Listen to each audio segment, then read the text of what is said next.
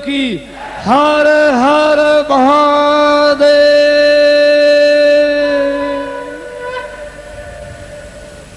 हमसे तो पशु पक्षी अच्छे हैं।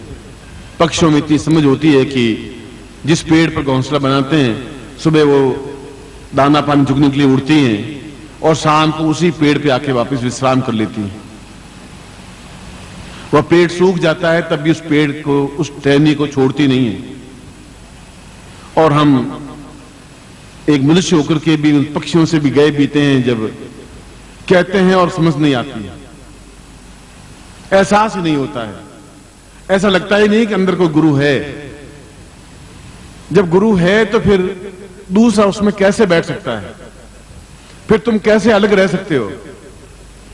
फिर तुम्हारा मेरा प्रेम है तो उसके बीच में से हवा कैसे निकल सकती है? आदमी तो बहुत बड़ी बात है, हवा भी नहीं निकले तब समझिए कि आपके मेरे प्राणों का जुड़ाव हुआ है, तब आपके मेरे प्राण जुड़े हैं।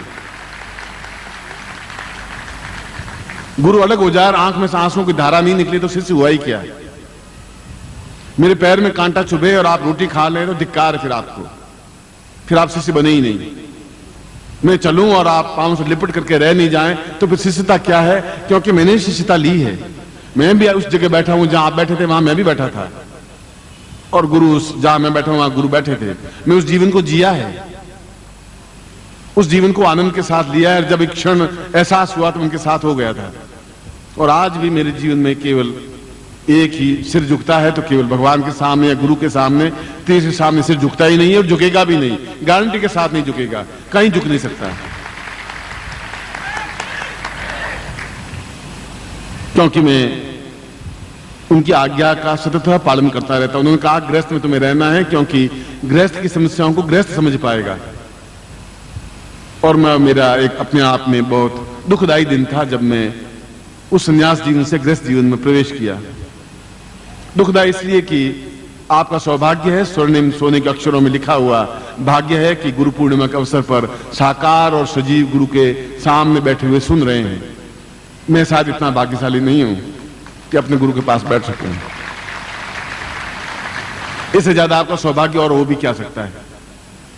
मानसरोवर के पास आप बैठे हैं हंस की तरह और उसमें पानी नहीं पी सकें, उसमें तैर नहीं सकें, प्रेम का आनंद नहीं ले सकें, तब फिर मानसरोवर में जाना और बैठना भी जीवन का अर्थ और चिंतन क्या हो जाएगा? इसलिए मैं कल और आज एक ही बात बार बार दोहरा रहा हूं कि आप अपने आप को पहचाने कि हम ब्रह्माष्टमी, ये पहचाने कि मृत्योर्मा ममतम गमय, ये पहचाने कि मेरे पास ये मेरा सौभाग्य है कि 10 पीढ़ियों तक जिनको सजीव गुरु नहीं मिले, मुझे सजीव गुरु मिले हैं जो चलते फिरते गुरु हैं। वो मंदिर हैं, वो देवालय है, वह एक शरीर नहीं है। उनके दोनों पैर थंबे हैं जिसके ऊपर एक मंदिर बना हुआ है। उनका सिर अपने आप में शिखर है और उनके बीच के गर्भगृह में संपूर्ण देवताओं का निवास है। वह एक छोटी सी चीज नहीं है। उस मंदिर में जाने में एक पवित्रता का बोध होता है, अनुभव होता है, एहसास होता है।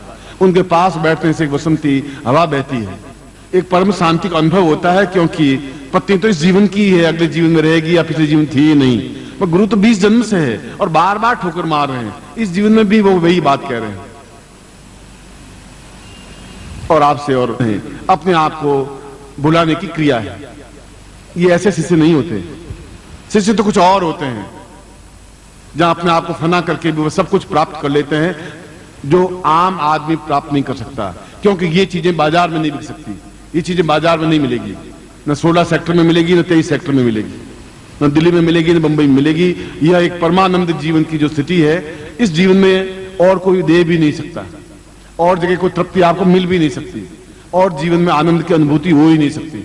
जब संभव नहीं है तो फिर इस जीवन को, इस कीचड़ के जीवन को जी के आप करेंगे भी क्या?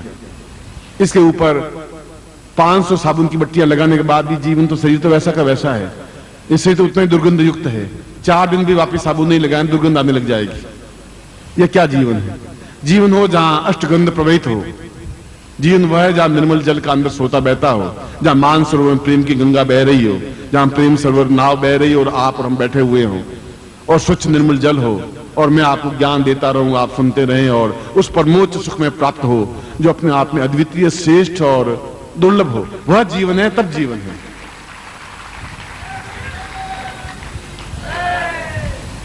ऐसा ही जीवन,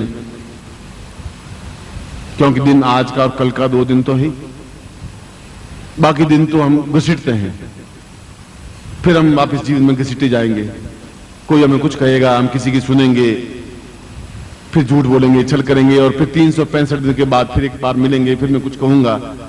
बुद्ध को ठोकर लगी तो उसने 365 दिन इंतजार नहीं किया। पत्नी जवान थी, सुंदर थी, यशोधरा जैसी अद्वितीय सुंदरी थी, राहुल जैसा छोटा बेटा था साल भर का, 1 सेकंड में बाहर निकल गया। यशोधरा ने कहा क्या कर रहे हैं? ठीक कर रहा हूं, अब तो गलत कर रहा था, अब ठीक कर रहा हूं। दासी आके रुक गई, नौकर चाकर आके रुक गए, रोने लग गए। उसने कहा कुछ नहीं होगा, मैं देख लिया कि जीवन की गति क्या है, मैं पहचान लिया है। मेरे पास धन दौलत हीरे जवाहरात सब कुछ है, मगर मैं मान लिया कि ये सब कंकर पत्थर हैं। इन कंकर पत्थरों से जीवन नहीं चल सकता। मैं हीरे खो रहा हूं और कंकर पत्थर बटोर रहा हूं, और आप कंकर पत्थर बटोर रहे हैं, हीरों को खो रहे हैं। ये और बता देता हूं, ऐसा जीवन नहीं चाहिए। इसलिए मैं आपको इस संसार से पलायन करने की प्रवृत्ति भी नहीं सिखा रहा हूं कि आप भाग जाएं और जंगल में बैठ जाएं। जंगल में तो जंगली जानवर बहुत बैठे हुए हैं, लंगूर बैठे हुए हैं, सांप बिच्छू शेर सियार, वो अपने आप में अमृतोगमय नहीं बन सकते। और गृहस्थ में भी बहुत बैठे हैं, जहां केवल धन लिप्सा, और मरते समय भी केवल यही है कि उनसे 2000 रुपए ले, उनके 5000 रुपए लेने। वो जीवन क्या काम का, वे माँ बाप क्या काम के, वो भाई बहन क्या काम के, वो पत्नी क्या काम की। जो इस रास्ते पर रुकावट डालते हैं वो आपके शत्रु हैं। अगर मेरे जीवन में रुकावट डालते हैं वो शत्रु हैं, उस जीवन से कोई मतलब नहीं है।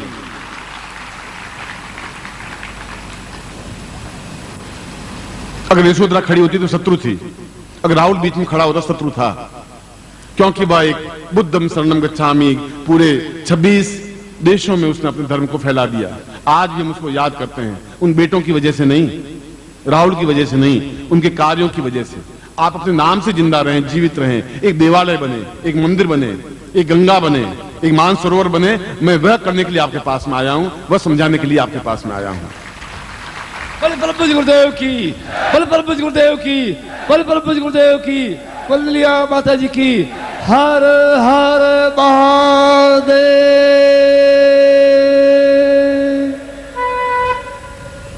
इसीलिए मैं आपको साधनाएं दे रहा हूं, क्योंकि आपके पास इतना समय नहीं है कि आप साल 2 साल बैठ कर मंत्र जाप कर सकें।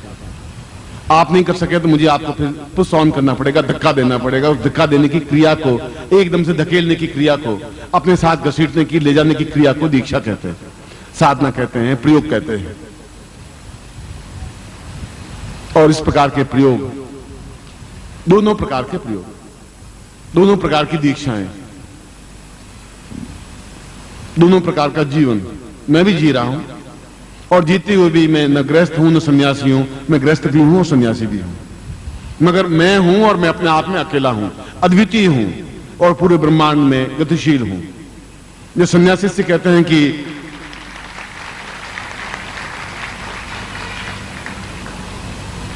रात को जब सिद्धाश्रम गया और उन सन्यासी से मिला तो उन्होंने कहा कि गुरुदेव मुझे, हमें 2000 साल की आयु प्राप्त सन्यासी भी रो रहे थे, बिलख रहे थे, और बार बार हर बार ये पूछते हैं कि गुरुजी आपको वहां क्या मिल रहा है क्या वहां, क्या कोई शिष्य है, क्या कोई समर्पित है, क्या कोई आपकी आज्ञा पूर्णता से पालन करने की क्रिया वाला है, फिर आपको वहां क्या मिल रहा है।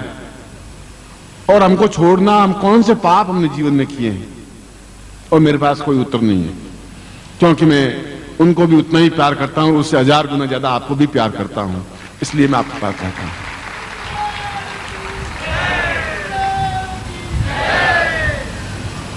खैर यह एक अगत कहानी प्रीत की, अगत कहानी प्रीत की कासू कहियो न जाए। यह तो एक कहानी है जीवन की, गुरुदेव ने आज्ञा दी है, मैं आपके बीच में हूं। मैं बार बार प्रार्थना करता हूं, वे नहीं मान रहे हैं, यह उनकी इच्छा है। मैं उनको समझाता भी हूं, बहलाता भी हूं, बहकाता भी हूं, कोशिश तो सब कुछ करता हूं कि एक आज्ञा दे दे कि मैं सिद्धाश्रम में वापस आकर के उन सन्यासी शिष्यों के बीच में बैठूं। मगर सब कुछ सुनने के बाद यही कहते हैं कि नहीं, तुम्हें वापस नहीं जाना है, वही कार्य करना है जो तुम्हें सौंपा है।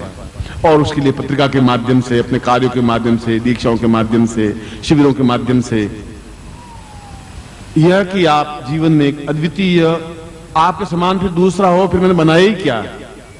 आप हैं तो केवल आप हैं, अद्वितीय हैं। शंकराचार्य तो शंकराचार्य हैं, आप हैं तो